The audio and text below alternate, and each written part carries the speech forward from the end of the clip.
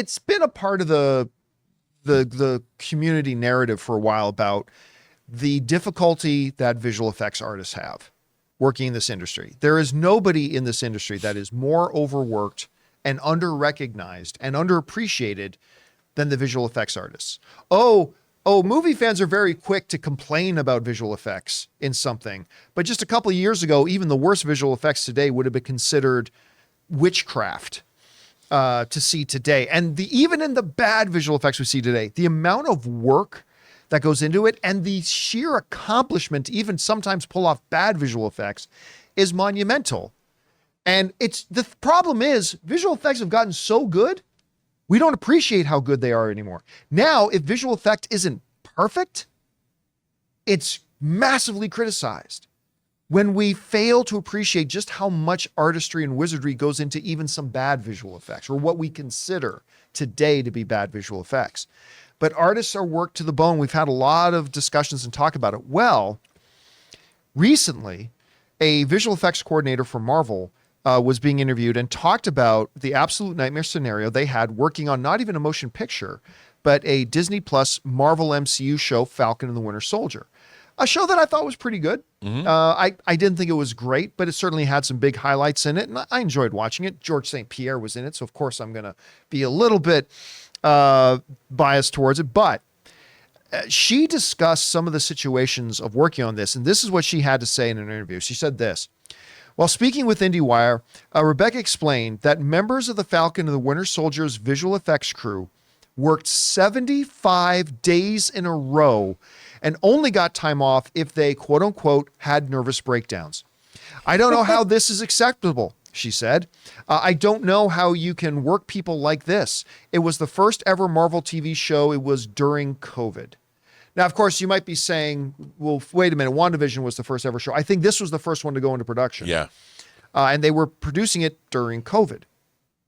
And unfortunately, think about this. You're working 75 days in a row.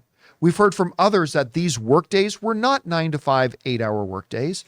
They were 14, 16, 18-hour work days, sometimes 7 days a week. These incredible artists, they are literally called visual effects artists. And that's what these guys are. They are artists.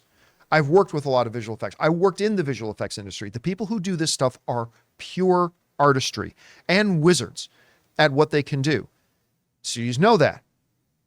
And that's why they gather them like gnomes, put them in these little sweatshops, and make them work 3 months straight or whatever, without days off, without sleep, without proper taking care of themselves, no sunlight. I hope they're popping vitamin D.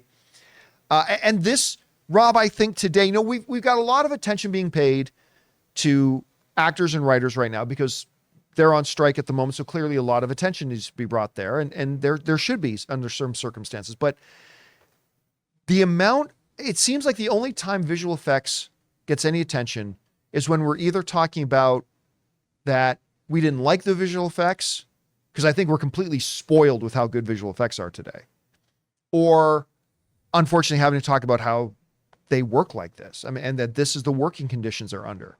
And that's why we've been hearing stories that Marvel, the visual effects artists there have, it's only 45 of them, but have voted to join IATSE, and it could be the first domino to fall in a lot of them.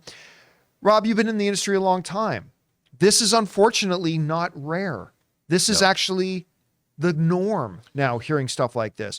Guys, we want to take a second to thank a sponsor of this video, Quip. Guys, you know that good health starts with good habits, and Quip makes it easy by delivering all the oral care essentials that you need to care for your mouth. For example, their incredible electric toothbrush. Guys, I've been using electric toothbrushes for years, and this is easily the best one I've ever owned. Timed sonic vibrations with 30-second pulses to guide a dentist-recommended 2-minute clean. A lightweight and sleek design for adults and kids with no wires or bulky charger to weigh you down. Reusable handles in a range of sleek metal hues, as well as bright plastic colors sure to make a pop on your bathroom counter. Skip the battery batteries and snap into healthy habits with the new rechargeable electric toothbrush. All the features of the original Quip, plus one magnetic charge powers up to 3 months of brushing. In addition to brush heads, Quip also delivers fresh floss, toothpaste, mouthwash, and gum refills every 3 months from just $7. So if you go to getquip.com/Campea right now, you'll get 20% off any electric toothbrush, mint and gum dispenser, or water flosser. That's your 20% off any electric toothbrush, mint and gum dispenser, water flosser at getquip.com/Campea. That's GETQUIP.com/Campea. Quip, the good habits company. What do you think about when you hear stories like this being told? Well, I think people forget that visual effects has now taken over 10 different other disciplines, such as production design. Because now, you know, Marvel will set up on a giant green screen stage, hey, we're going to go to Titan today, and you're going to fight, you know, Thanos, and Thanos is going to bring down a mountain. Well, they should have a little foreground environment. They've got the actors acting against a green screen, and then everything else is created by visual effects. The backgrounds, Thanos himself, the moon being pulled down. So you've got visual effects guys and girls and people recreating things that are part of like 6 or 7 different disciplines that used to happen. Like you'd have them figure out, okay, we're going to have one matte painting over here that's going to be a set extension. Well, now they don't. Now they're relying, everything is going into the computer. So what would be done by 6 or 7 different departments now is being done by one, visual effects. And they're doing all different kinds of things. They're building set extensions or entire sets themselves.